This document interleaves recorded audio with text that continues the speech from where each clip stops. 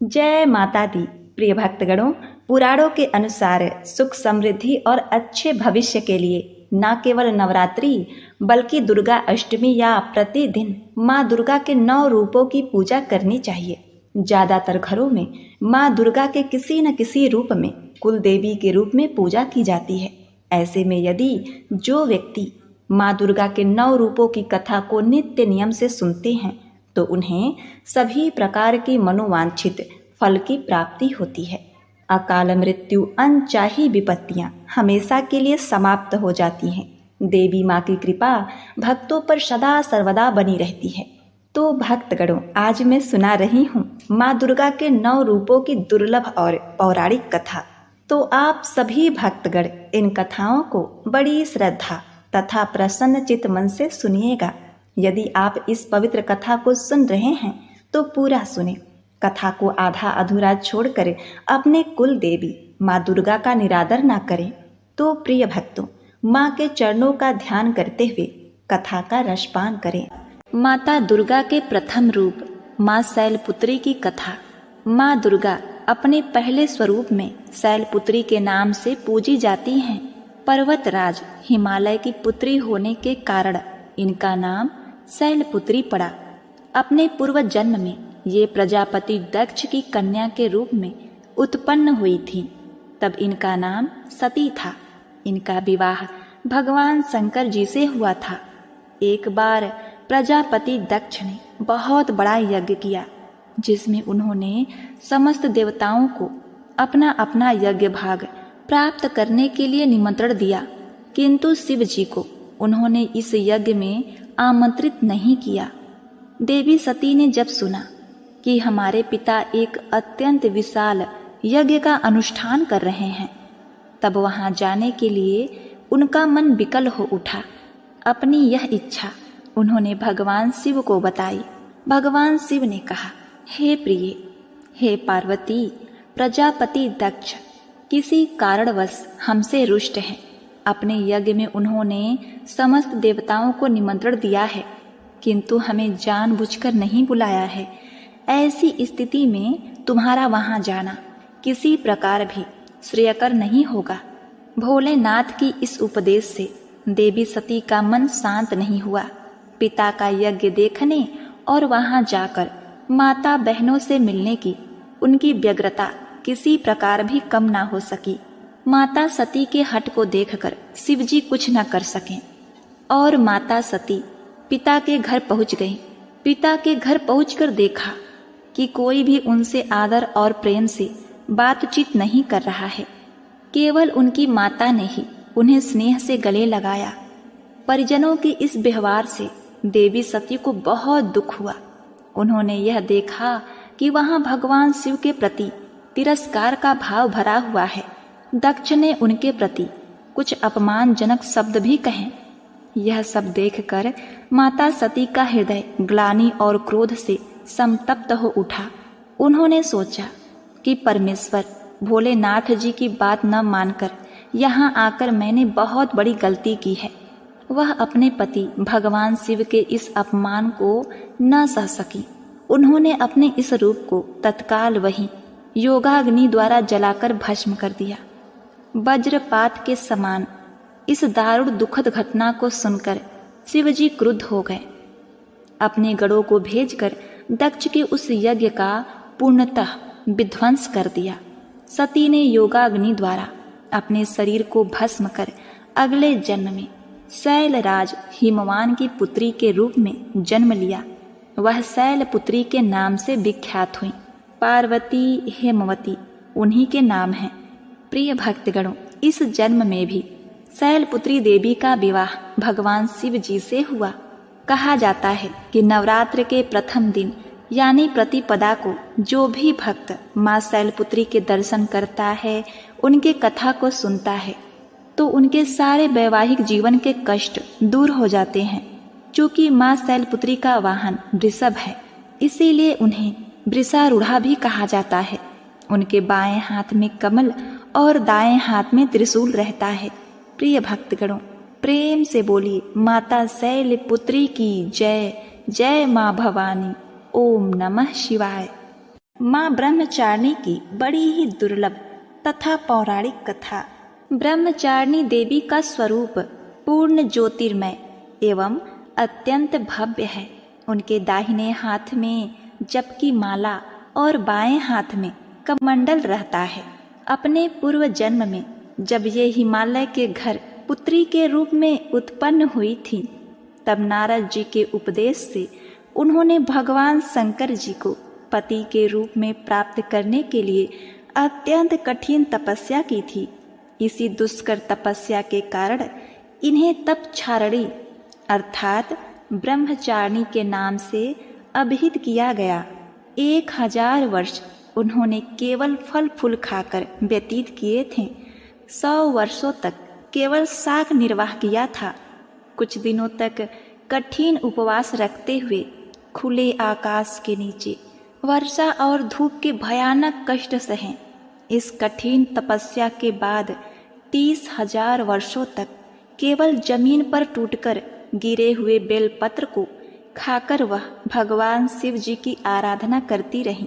इसके बाद उन्होंने सूखे बेलपत्र को खाना भी छोड़ दिया। कई हजार वर्षों तक निर्जल और निराहार तपस्या करती रहीं। प्रिय भक्तगणों, पत्तों को भी खाना छोड़ देने के कारण उनका नाम अपर्णा भी पड़ गया।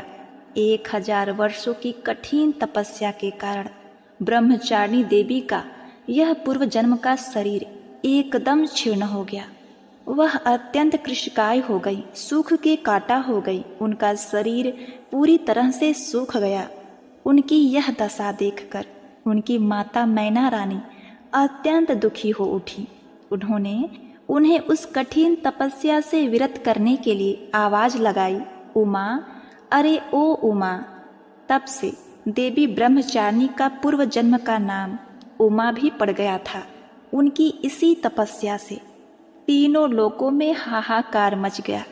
देवता, ऋषि, सिद्धगण, मुनि सभी ब्रह्मचारिणी देवी की इस तपस्या को अभिभूतपूर्व बतलाते हुए उनकी सराहना करने लगे। अंत में पितामह ब्रह्मा जी ने आकाशवाणी के द्वारा उन्हें संबोधित करते हुए प्रसन्न स्वर में कहा, हे देवी, आज तक किसी ने भी ऐसी कठोर तपस्या नहीं की थी। ऐसी तपस्या तुम्ही से संभव थी। तुम्हारे इस अलौकिक कृत्य की चतुर्दिक सराहना हो रही है। तुम्हारी मनोकामना परिपूर्ण होगी। भगवान चंद्रमौली शिव जी तुम्हें पति रूप में प्राप्त होंगे। अब तुम तपस्या से विरत होकर घर लौट जाओ। शीघ्र ही तुम्हारे पिता तुम्हें बुलाने आ रहे हैं। प्रिय भक्तगणों, माँ ब्रह्मचारिणी के इस कठोर तपस्या को देखते हुए भगवान शिव जी ने कई बार उनकी परीक्षा भी ली। उस परीक्षा में देवी माँ उत्तीर्ण हुई और इससे प्रसन्न होकर महादेव भगवान भोलेनाथ ने माता ब्रह्मचारिणी को अपनी अर्धांगिनी स्वीकार किया, उन्हें आशीर्वाद दिया तथा उनसे विवाह किया।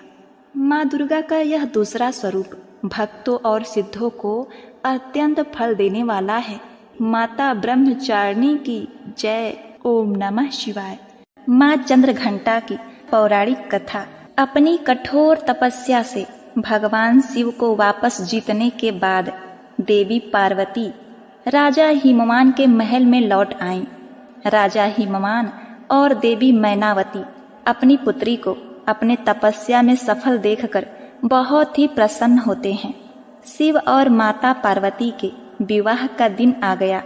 सभी देवता इस बात से बहुत प्रसन्न थे कि उनके भगवान का विवाह हो रहा है। भगवान शिव के सभी गण उनकी बारात के साथ राजा हिमवान के महल में गए। वह तो भोलेनाथ हैं, उनका नाम ही शिव है, जो शुभता को धारण करते हैं। उन्हें बाहरी दिखावे और औपचारिकताओं के पालन की क्या परवाह है।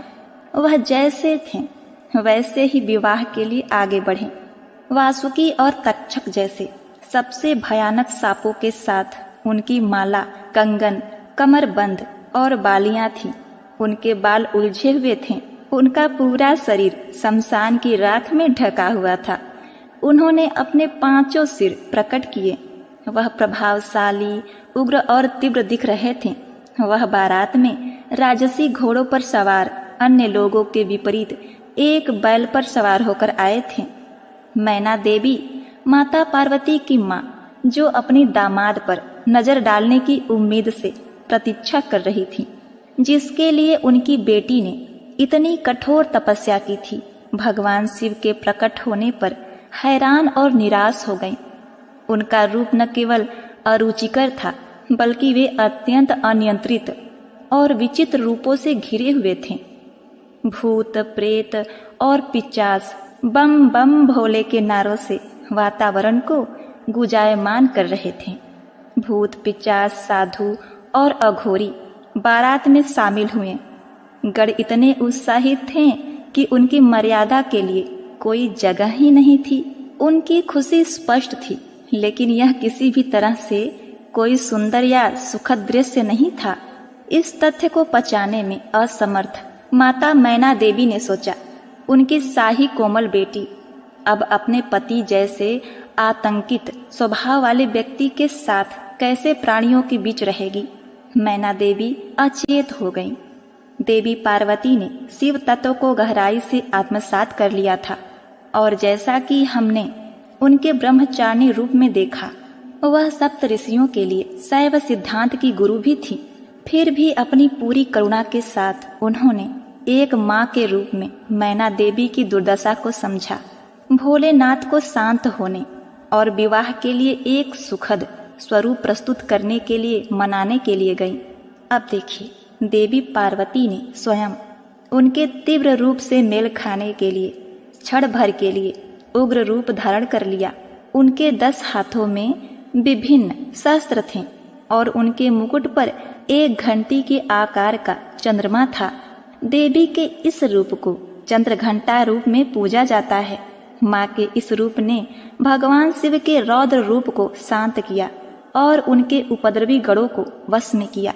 चंद्रघंटा के उग्र और तेजस्वी रूप को मानते हुए माँ ने शिव से सौम्य रूप धारण करने का आग्रह किया, जिस पर वह तत्पश्चात सहमत हो गए। उनके अनुरोध पर शिव जी ने अपना भयानक रूप त्याग दिया और भगवान विष्णु को सबसे आकर्षण दूल्हे के रूप में उनका श्रृंगार करने दिया। भगवान शिव को इस रूप में चंद्रशेखर या सुंदरेश्वर के नाम से जाना जाता है। देवी पार्वती ने शिव जी के प्रति अपना प्रेम दिखाने के लिए, जिनकी जटाओं पर हमेशा आधा चंद्रमा रहता है, अपने माथे पर आधा चंद्रमा सजाया। भव्य विवाह के बाद देवी पार्वती एक शालीन नई दुल्हन के रूप में भगवान शिव के साथ गई। भगवान शिव अभी भी ध्यान में डूबे थे और देवी पार्वती एक बार फिर हर दिन उनकी गुफा को साफ करती और उनकी सभी जरूरतों का प्रेम से ख्याल रखती थी। धीरे धीरे देवी पार्वती ने कैलाश पर अपना नया घर स्थापित कर दिया। इस बीच तारकासुर बेचैन हो रहा था। अब तो शिव और उनकी शक्ति एकजुट हो गए थे, इसीलिए तारकासुर भयभीत था। उसने नवविवाहितों के जीवन में सौंदर्य को बाधित करने के लिए एक दुष्ट चमगादड़ राक्षस जतुकासुर को भेजा, जबकि भगवान शिव घोर तपस्या में लीन थे और माता पार्वती अपने घर के काम काज में। जतकासुर पूरी चमगादड़ सेना के साथ कैलाश पहुंचा। जतकासुर और उसकी चमगादड़ सेना ने आकाश को केवल अपने पंखों से ढक लिया। उन्होंने मां पार्वती के नव सजाए घर को उजाड़ना शुरू कर दिया।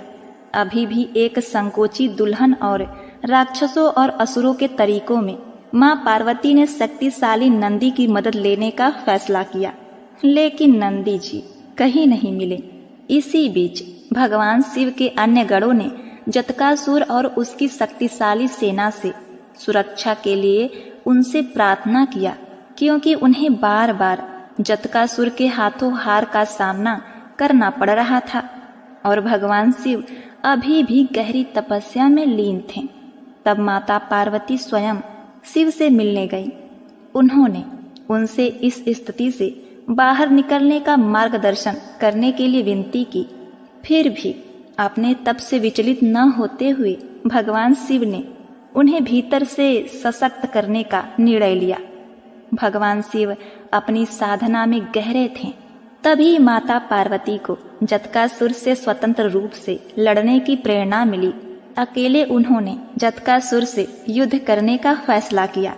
वह गुफा से बाहर निकली और उन्होंने देखा कि आकाश अभी भी अंधेरा था, चमगादड़ों के पंखों से ढका हुआ था। उन्होंने चंद्रदेव से प्रार्थना किया कि वह उनके लिए युद्ध के मैदान को रोशन करने के लिए उनके माथे पर आराम करें। युद्ध के मैदान में उनकी सहायता करने के लिए हिमालयी भेड़ियों का एक झुंड उनकी सहायता के लिए दौड़ा। देवी पार्वती को जल्द ही पता चल गया कि जटासुर आकाश में चमगादड़ों द्वारा सक्रिय था, इसीलिए वह युद्ध के मैदान में एक विशाल घंटा 1 घंटा लेकर आई। घंटी इतनी जोर से बजी कि चमगादड़ों ने आसमान साफ कर दिया। जैसे ही भेड़ियों में से एक ने जटासुर पर आक्रमण किया, देवी पार्वती ने जटासुर के सिर पर घंटे से प्रहार किया, जिससे वह एक ही झटके में मर गया। माथे पर चंद्र और हाथ में घंटा लिए देवी के इस रूप को ब्रह्मदेव ने देवी चंद्रघंटा के रूप में महामंडित किया। प्रिय दर्शकों, यह कथा इस बात का प्रतीक है कि अपने अंदर की शक्ति को पहचानने के लिए हमें दैवी प्रेरणा की आवश्यकता है। जैसे कि भगवान शिव ने माता पार्वती को बताया, चंद्रघंटा के रूप में युद्ध करके पास मौजूद अपार शक्ति का एहसास कराने के लिए घंटे के आकार के अर्धचंद्र से सुशोभित सुनहरे रंग वाली और 10 भुजाओं वाली वह सुनहरे शेर पर सवार हैं। 8 कोमल हाथों में त्रिशूल, गदा, तीर, धनुष, तलवार, कमल, घंटी, एक रुद्राक्ष माला और कमंडल युक्त पानी का बर्तन है, जबकि उनका एक हाथ अभय मुद्रा, भय को दूर करने वाली मुद्रा में है। उन्होंने नारंगी रंग के वस्त्र पहने हैं। वह शेर या बाघ पर सवार हैं, जो बहादुरी और ताकत का प्रतीक है। जय माता चंद्रघंटा। माता कुष्मांडा की पौराणिक कथा। यह उस समय की बात है जब ब्रह्मांड अंधकार से भरे हुए एक शून्य के समान था, लेकिन फिर दिव्य प्रकाश की एक किरण चारों ओर फैली। अंधेरा उजालों में परिवर्तित होने लगा। उस प्रकाश की कोई सीमा नहीं थी। सहसा प्रकाश एक दिव्य देवी के रूप में बदल गई। वह कोई और नहीं बल्कि खुद देवी माता कुष्मांडा थीं। अपनी मंद हल्की हंसी के साथ अंड यानी ब्रह्मांड को उत्पन्न करने के कारण इस देवी को कुष्मांडा नाम से संबोधित किया गया। देवी कुष्मांडा की मुख मुस्कान के कारण ब्रह्मांड का जन्म हुआ। उन्होंने ही पृथ्वी, सभी ग्रहों, चंद्र, सूर्य, तारे और आकाश गंगाओं को अस्तित्व में लाया। संसार में जीवन बनाए रखने के लिए सूर्य देवता की आवश्यकता थी, तो माता कुष्मांडा ने अपने आप को सूर्य में समाहित कर दिया। सूर्य संसार में जीवन का पर्याय है, तो देवी उनकी शक्ति है। माता कुष्मांडा ही समस्त ऊर्जा का स्रोत है। जब वह सूर्य भगवान के मूल में रहती हैं, तो देवी का अलौकिक तेज दिनकर को जीवन प्रदान करने की क्षमता देती है। कुष्मांडा देवी के बिना सूर्य शक्तिहीन है। यह देवी की ही शक्ति है। कुष्मांडा ही शक्तिशाली हैं। इनसे ही जग रोशन है। यह केवल एकमात्र ऐसी देवी हैं जो सूर्य मंडल के भीतर के लोक में निवास करती हैं। इनकी पूजा करके व्यक्ति अनेक कष्टों और पापों को दूर कर सकता है। माता कुष्मांडा की स्तुति करने से आयु, यश, शक्ति, बुद्धि होती है और साथ ही सभी रोगों से मुक्ति मिलती है।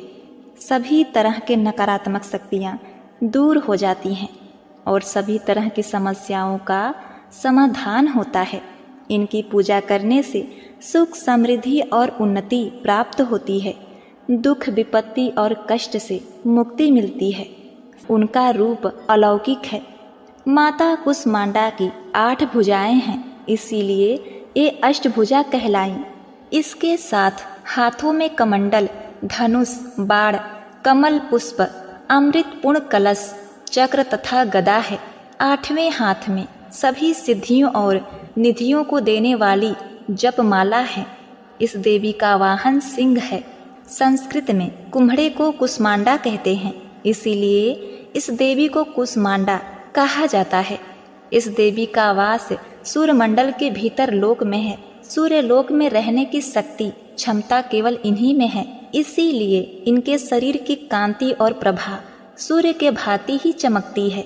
इनके ही तेज से 10 दिशाएं अलौकिक हैं। ब्रह्मांड की सभी वस्तुओं और प्राणियों में इन्हीं का तेज व्याप्त है। प्रेम से बोलिए, जय हो माता कुष्मांडा, जय माता दुर्गा। स्कंद माता की बड़ी ही दुर्लभ तथा पौराणिक कथा। जब राजा दक्ष के यज्ञ में माता सती अग्नि कुंड में कूदकर भस्म हो गईं, तब शिवजी विलाप करते हुए गहरी तपस्या में लीन हो गए। इससे सृष्टि शक्तिहीन हो गई। असुरों ने इस मौके का लाभ उठाया। पौराणिक कथाओं में वर्णित है कि एक असुर जिसका नाम तारकासुर था, उसने अपनी कठोर तपस्या से ब्रह्मा जी को प्रसन्न कर अमर होने का वरदान मांगा। तब ब्रह्मा जी ने कहा, हे तारकासुर, इस धरती पर जिसका जन्म हुआ है उसका मरना निश्चित है। कोई भी अमर नहीं हो सकता। तुम कोई और वरदान मांगो। यह सुनकर तारकासुर बहुत दुखी हुआ।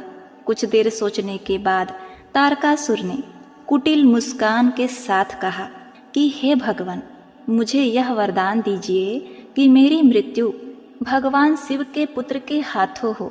ब्रह्मा जी ने कहा, तथास्तु, और अंतर्ध्यान हो गए। तारकासुर ने यह सोच लिया था कि भगवान शिव तो माता सती के वियोग में अनादि काल तक तपस्या में लीन रहेंगे और माता सती का स्थान शंकर भगवान किसी और को नहीं देंगे। अतः वे तो अब विवाह करेंगे ही नहीं, और उसकी मृत्यु जो कि शंकर भगवान के पुत्र के हाथों होनी है, बिना शिवजी के विवाह किए उनका जन्म लेना भी असंभव है। अब देखिए, एक प्रकार से तारकासुर स्वयं को अमर ही समझ बैठा था। वह बहुत ही शक्तिशाली और क्रूर हो गया था।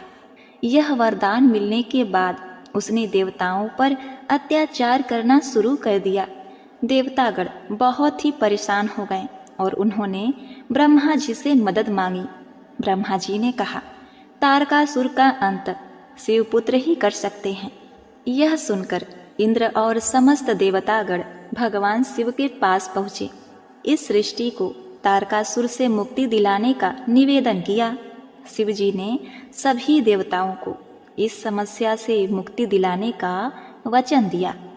तब भगवान शिवजी पार्वती के अपने प्रति अनुराग की परीक्षा लेते हैं और माता पार्वती की तपस्या से प्रसन्न होकर उनसे विवाह करते हैं।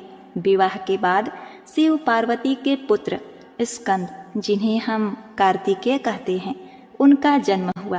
कार्तिकेय बाल अवस्था से ही बहुत वीर और शक्तिशाली थे, किंतु माता पार्वती ने स्कंद माता का रूप धारण किया और कार्तिकेय को अपना पुत्र बनाया और उन्हें अस्त्र शस्त्र की शिक्षा दी। उन्हें अपना समस्त शक्ति प्रदान किया। अब देखिए, उन्होंने दुष्ट असुरों का संहार करना शुरू कर दिया। कार्तिकेय बाल अवस्था से ही बहुत वीर और शक्तिशाली थे। उन्होंने दुष्ट असुरों का संहार शुरू कर दिया। अंततः वो समय भी आ गया जिसकी देवताओं को युगों से प्रतीक्षा थी। उन्होंने तारकासुर से युद्ध किया। एक भयंकर युद्ध हुआ जिसमें कार्तिकेय ने तारकासुर का वध कर दिया। देवताओं ने भगवान कार्तिकेय की वीरता की प्रशंसा की और उन्हें देवताओं का सेनापति बनाया। स्कंद माता की 4 भुजाएं हैं, जिसमें दाहिनी तरफ की ऊपर वाली भुजा से 6 शीशों वाले भगवान स्कंद को गोद में पकड़े हुए हैं और दाहिने तरफ की नीचे वाली भुजा जो कि ऊपर की ओर उठी है, उसमें कमल का फूल है। बाईं तरफ की ऊपर वाली भुजा पर आशीर्वाद मुद्रा में है और नीचे वाली भुजा में कमल का फूल है। ये भगवान स्कंद कार्तिकेय की माता हैं। इनका वर्ण संपूर्ण शुभ है। ये कमल के आसन पर विराजमान है। इनका वाहन सिंह है। इसी कारण इन्हें पद्मसना देवी भी कहा जाता है। स्कंद माता सूर्यमंडल की अधिष्ठात्री देवी हैं। इनका उपासक अलौकिक तेज और कांति से युक्त होता है। स्कंद माता की उपासना से भक्त की सभी इच्छाएं पूर्ण होती है और मोक्ष का मार्ग सुलभ होता है। स्कंद माता का मुख्य मंत्र इस प्रकार है: चंड वीरा चंड माया चंड मुंड प्रहज्जनीम ता नमामि च देवसी चंडिकाम चंड विक्रामम। एक बार प्रेम से बोलिए स्कंद माता की जय। जय माँ भवानी। ओम नमः शिवाय। माता कात्यायनी की बड़ी ही दुर्लभ तथा पौराणिक कथा। जब पृथ्वी पर असुरों का उत्पात बहुत बढ़ गया था, तब ऋषि मुनियों समस्त प्राणियों को दुष्ट असुरों के अत्याचार से मुक्ति दिलाने के लिए माँ आदि शक्ति कात्यायनी रूप में प्रकट हुई थी। कत नामक एक प्रसिद्ध ऋषि थे। उनके पुत्र का नाम कात्य ऋषि था। इन्हीं कात्य ऋषि के गोत्र में अति प्रसिद्ध महर्षि कात्यायन का जन्म हुआ। महर्षि कात्यायन माँ जगदम्बा के परम भक्त थे। महर्षि कात्यायन की प्रबल इच्छा थी कि माँ भगवती उनके घर पुत्री के रूप में जन्म लें। माँ जगदम्बा की उपासना करते हुए उन्होंने बहुत वर्षों तक बड़ी कठोर तपस्या की। माँ भगवती ने उनकी तपस्या से प्रसन्न होकर महर्षि कात्यायन के घर में जन्म लेना स्वीकार किया। अश्विन कृष्ण चतुर्थी को ये महर्षि कात्यायन की पुत्री के रूप में माँ जगदम्बा का जन्म हुआ। जन्म के उपरांत कात्यायन ऋषि ने माता आदि शक्ति की विधिवत पूजा का आयोजन किया।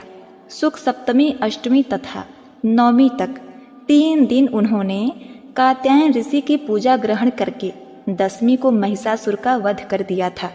महिषासुर का वध करने के पश्चात समस्त देव मानव लोकों में माँ दुर्गा की जय जयकार करने लगे। कात्यायन ऋषि की पुत्री होने के कारण ये माताजी कात्यायनी के नाम से विख्यात हुई। इनसे जुड़ी एक दूसरी कथा और भी है। इस कथा के अनुसार महर्षि कात्यायन ने सर्वप्रथम माँ कात्यायनी की पूजा की। इसी कारण यह कात्यायनी कहलाई। माँ कात्यायनी अपने भक्त को निश्चित फल प्रदान करती हैं। भगवान कृष्ण को पति के रूप में पाने के लिए ब्रज की गोपियों ने इन्हीं की पूजा कालिंदी यमुना के तट पर किया था। ये ब्रज मंडल की अधिष्ठात्री देवी के रूप में प्रतिष्ठित हैं। भगवान श्री कृष्ण ने भी माता कात्यायनी की पूजा की थी। इनका स्वरूप अत्यंत ही भव्य और दिव्य है। इनका वर्ण सोने के समान चमकीला और उज्जवल है। इनकी 4 भुजाएं हैं। माता जी का दाहिनी तरफ का ऊपर वाला हाथ अभय मुद्रा में है तथा नीचे वाला वर मुद्रा में है। बाईं तरफ के ऊपर वाले हाथ में तलवार और नीचे वाले हाथ में कमल पुष्प सुशोभित है। इनका वाहन सिंह है। इनकी भक्ति को परिपूर्ण आत्मदान करने वाले ऐसे भक्त को सहज भाव से माँ कात्यायनी के दर्शन प्राप्त होते हैं। माँ कात्यायनी की भक्ति और उपासना द्वारा मनुष्य को बड़ी ही सरलता से अर्थ, धर्म, काम, मोक्ष की प्राप्ति होती है। उसके रोग, शोक, संताप, भय आदि सर्वथा नष्ट हो जाते हैं। एक बार प्रेम से बोलिए जय माँ दुर्गा, जय माता शेरावाली। ओम नमः शिवाय। माता कालरात्रि की बड़ी ही दुर्लभ तथा पौराणिक कथा। पौराणिक कथाओं के अनुसार शुंभ, निशुंभ और रक्तबीज नामक 3 दुष्ट दैत्य थे। इन तीनों ने मिलकर तीनों लोकों में हाहाकार मचा दिया था। समस्त प्राणियों और देवताओं के सामने जीवन संकट उत्पन्न हो गया था। इन दुष्ट दैत्यों के बल के आगे कोई भी अस्त्र शस्त्र टीक नहीं पा रहा था।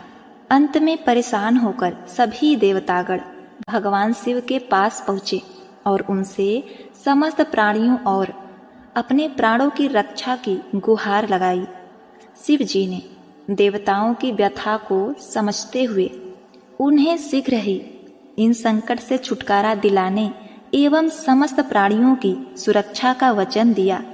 शिव शंकर जी को पता था कि इन दैत्यों का संहार माता पार्वती ही कर सकती हैं। तत्पश्चात भगवान शिव ने माता पार्वती से कहा, हे देवी, आप आदि शक्ति जगत जननी हैं। आपके तेज का सामना तीनों लोकों में कोई नहीं कर सकता है। आप इन दुष्ट राक्षसों का वध करके इस सृष्टि की रक्षा करें।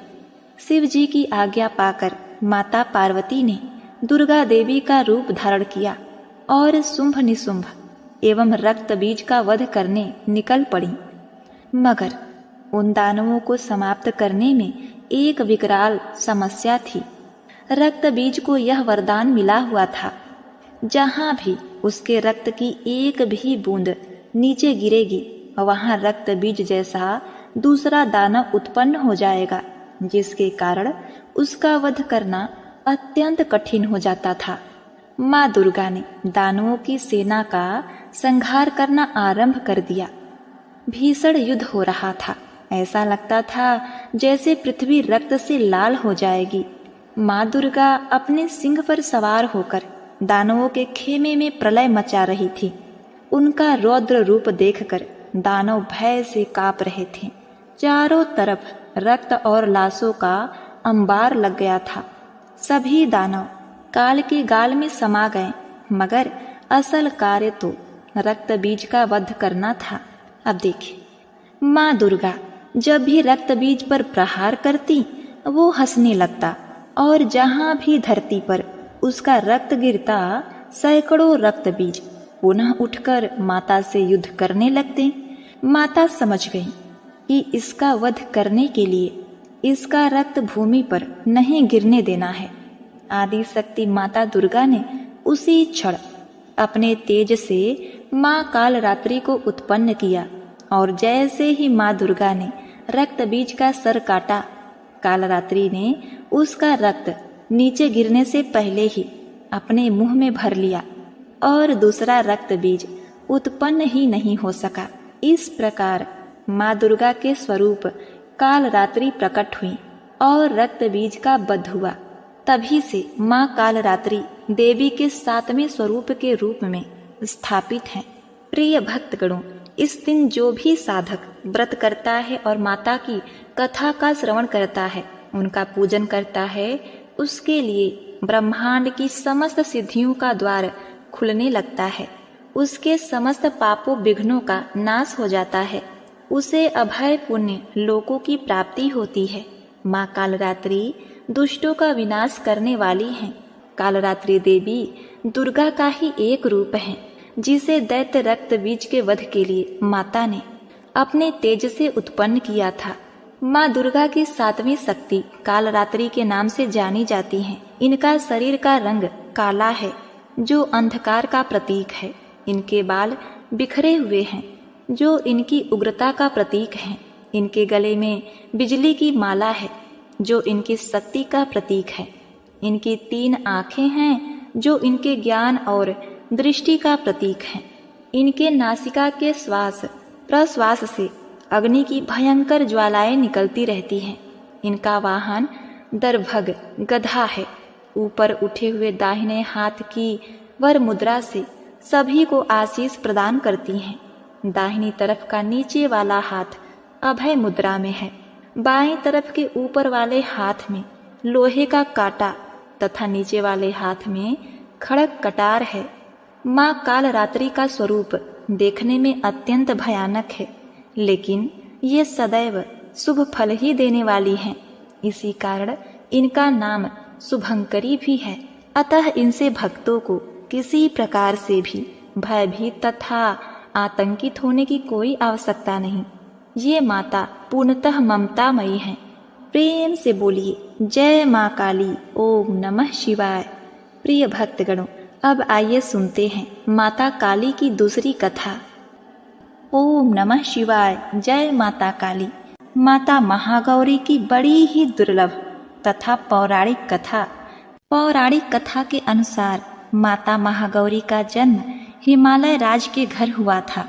कहा जाता है भगवान शिव जी अपनी पहली पत्नी देवी सती की मृत्यु के कारण गहरी तपस्या में ध्यान में चले गए थे। भगवान शिव ने अपने ध्यान से बाहर आने से इनकार कर दिया। कई वर्षों तक सभी सांसारिक मामलों से दूर रहे। इसी बीच तारकासुर नामक एक राक्षस देवताओं को परेशान कर रहा था। देवताओं के अनुरोध पर देवी सती ने हिमालय की पुत्री माता शैलपुत्री के रूप में जन्म लिया। उन्हें माँ पार्वती भी कहा जाता था। माता पार्वती ने भगवान शिव को पाने के लिए कठोर तपस्या किया। उन्होंने सभी सांसारिक सुखों को भी त्याग दिया था। चूँकि वह राजकुमारी थी, लेकिन उन्होंने राजकुमारी की तरह रहना स्वीकार नहीं किया और बिना अन्न जल ग्रहण किए उन्होंने शिवजी की घोर तपस्या की। कहा जाता है कि माता पार्वती की घोर तपस्या के कारण ही उन्हें माता ब्रह्मचारिणी के नाम से जाना जाने लगा। हजारों वर्ष बीत गए, लेकिन माँ पार्वती ने हार नहीं मानी। ठंड, बारिश और तूफान से लड़ते हुए उन्होंने कुछ भी खाने या पीने से इनकार कर दिया।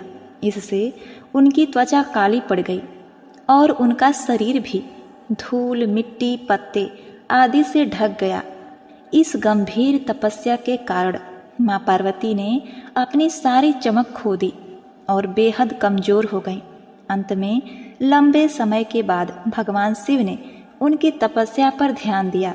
उन्होंने उनकी भक्ति का परीक्षा भी लिया और यह महसूस किया कि वह वास्तव में सती का ही रूप है। भगवान शिव माता पार्वती से विवाह करने के लिए तैयार हो गए, क्योंकि वह कमजोर हो चुकी थी और सभी प्रकार की गंदगी में ढकी हुई थी। भगवान शिव ने उन्हें शुद्ध बनाने का फैसला किया और उन्होंने अपने बालों से बहने वाली गंगा के पवित्र जल को माता पार्वती पर गिरा दिया। इस पवित्र जल ने माता पार्वती के शरीर की सारी गंदगी धो डाली और उनकी खोई हुई चमक उन्हें वापस प्राप्त हुई। जैसे ही शुद्ध और पवित्र जल उन पर गिरा, उनकी त्वचा ने अपना प्राचीन चमक वापस पा लिया और वे उत्कृष्ट चमकदार आभा में बदल गईं। उनका रंग चंद्रमा की चमक के समान उज्जवल हो गया, जिससे महादेव ने उनका नाम महागौरी रखा। तभी से उनका नाम महागौरी पड़ गया। जो दुधिया सफेद रंग गौर वर्ण वाली थी, शंख, चंद्रमा और कुंद फूल की सफेदी उनके सुंदर उत्तम सौंदर्य का मुकाबला नहीं कर सकती। शुद्ध सफेद साड़ी में लिपटी हुई, हीरे जड़ित आभूषण से सुसज्जित एक सफेद बैल पर भव्य रूप में बैठी हुई वह हजारों सूर्यों की चमक से चकाचौंध हो रही हैं। चतुर्भुजी 4 भुजाओं वाली होने के कारण वह 2 हाथों में एक त्रिशूल और एक डमरू रखती हैं, जबकि उनके अन्य 2 हाथ अभय और वर मुद्रा में प्रदर्शित हैं। महागौरी की पूजा उनके भक्तों की आत्मा को शुद्ध करने, उनके पापों और अशुद्धियों को धोने की क्षमता के लिए की जाती है। इनकी पूजा तथा कथा का श्रवण करने से सभी प्रकार के कष्ट दूर हो जाते हैं और अमोघ फल की प्राप्ति होती है। वैवाहिक जीवन सुखमय होता है, धन ऐश्वर्य की प्राप्ति होती है। एक बार प्रेम से बोलिए, जय महागौरी, ओम नमः शिवाय। माता सिद्धिदात्री की बड़ी ही दुर्लभ तथा पौराणिक कथा। एक समय पे जब सृष्टि में अंधकार छा गया था, तब एक दिव्य शक्ति ने जन्म लिया, जो महाशक्ति के अलावा और कोई नहीं थी। देवी शक्ति ने ब्रह्मा, विष्णु और महादेव की त्रिमूर्ति को जन्म दिया और तीनों को संसार के लिए अपने कर्तव्यों को निभाने के लिए अपनी भूमिका को समझने की सलाह दी। उनके कहे अनुसार त्रिदेव एक महासागर के किनारे बैठ गए और कई वर्षों तक तपस्या की। तब माँ देवी ने सिद्धिदात्री के रूप में उन्हें दर्शन दिए और तीनों को अपनी शक्तियों के रूप में पत्नियां दी, ताकि वे लोग उनकी मदद से सृष्टि रचना का कारोबार कर सकें। और धीरे धीरे सृष्टि में सब कुछ निर्माण हुआ। इस तरह माँ सिद्धिदात्री की कृपा से सृष्टि की रचना, पालन, संहार का कार्य संचालित हुआ। उस समय भगवान शिव ने माता सिद्धिदात्री की कठोर तपस्या करके 8 सिद्धियों को प्राप्त किया था। साथ ही माँ सिद्धिदात्री की कृपा से भगवान शिव का आधा शरीर देवी का हो गया और वह अर्धनारीश्वर कहलाए। माँ दुर्गा का यह अत्यंत ही शक्तिशाली स्वरूप है।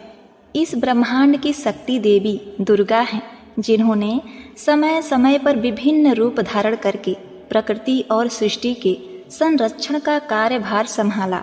जब किसी दैत्य के सामने देवताओं के युद्ध कौशल कम पड़ जाया करते थे तो स्वयं माँ आदि शक्ति भवानी सिद्धिदात्री अपने पुत्रों का रक्षण किया। माता सिद्धिदात्री देवी दुर्गा जो न सिर्फ नारी शक्ति का स्वरूप है बल्कि भक्तों की आस्था का परम पात्र भी हैं। एक समय पर महिषासुर नामक एक भयंकर राक्षस ने चारों ओर हाहाकार मचा दिया। वह जहाँ तहाँ मौत का नाच नाचता था और उसके गढ़ ऋषियों के यज्ञों में विघ्न उत्पन्न करते थे। महिषासुर को वरदान प्राप्त था कि कोई भी देव, पशु या नर उसका वध नहीं कर सकता। इसीलिए स्वयं त्रिदेव भी उसको मारने में असमर्थ थे। निरंकुश दैत्यराज महिषासुर ने अपने वरदान को कवच के रूप में उपयोग करते हुए देवलोक में भी अपना आधिपत्य जमा लिया और देवों को वहां से निकाल फेंका। देवताओं के यज्ञ भाग को भी उसने अपने वश में कर लिया। दैत्यराज से परेशान होकर सभी देवता त्रिदेव के पास गए और उनकी स्तुति करने लगे। सभी देवता के मुख पर चिंता का कारण त्रिदेव पहले से जानते थे। यह सब हाल जानकर भगवान शिव मुस्कुराए और बोले, हे नारायण, अब समय है कि हम सभी अपने तेज से इस जग की रक्षिका देवी दुर्गा का आवाहन करें। यह सुनकर स्वयं ब्रह्मदेव और नारायण ने भी हामी भरी। इसके बाद स्वयं भगवान शिव, भगवान विष्णु और ब्रह्मदेव के शरीर से तेज उत्पन्न हुआ और वो एक जगह आकर मिल गया। इसके बाद वहाँ जितने भी देवता उपस्थित थे सभी के शरीर से महातेज उत्पन्न हुआ और सभी त्रिदेवों के उस परम तेज में आ मिले। उस दिव्य तेज ने एक सुंदर स्त्री का रूप ले लिया। महादेव के तेज से माता का मुख, नारायण के तेज से 8 भुजाएं, ब्रह्मदेव के तेज से चरण पादुकाएं, यमराज के तेज से मस्तक और केस, चंद्रमा के तेज से माता के स्तन, देवराज के तेज से माता की कमर, वरुण के तेज से जंघाएं और इसी तरह से अन्य देवताओं के तेज से माता के अन्य अंग उत्पन्न हुए। सभी ने मिलकर माता को श्रेष्ठ अस्त्र शस्त्र दिए। महादेव ने अपने त्रिशूल से शूल, नारायण ने अपने चक्र से एक दिव्य चक्र, महादेव ने एक दिव्य कमंडल, देवराज इंद्र ने एक दिव्य और शक्तिशाली वज्र, सागर ने सुंदर रत्नों से सजे आभूषण, कभी मैली न होने वाले वस्त्र और मुकुट दिए। वरुण ने शंख, हिमालय ने माता को सवारी रूप में सिंह और इसी प्रकार देवशिल्पी विश्वकर्मा ने माता को दिव्य अस्त्र और शस्त्र निर्माण करके दिए। माता का यह स्वरूप अत्यंत तेजस्वी और भयंकर था।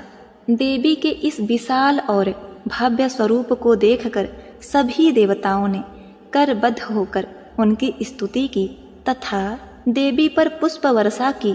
माता ने प्रसन्न होकर कहा, हे देवों, कहो मेरा प्रादुर्भाव किस प्रयोजन से किया है?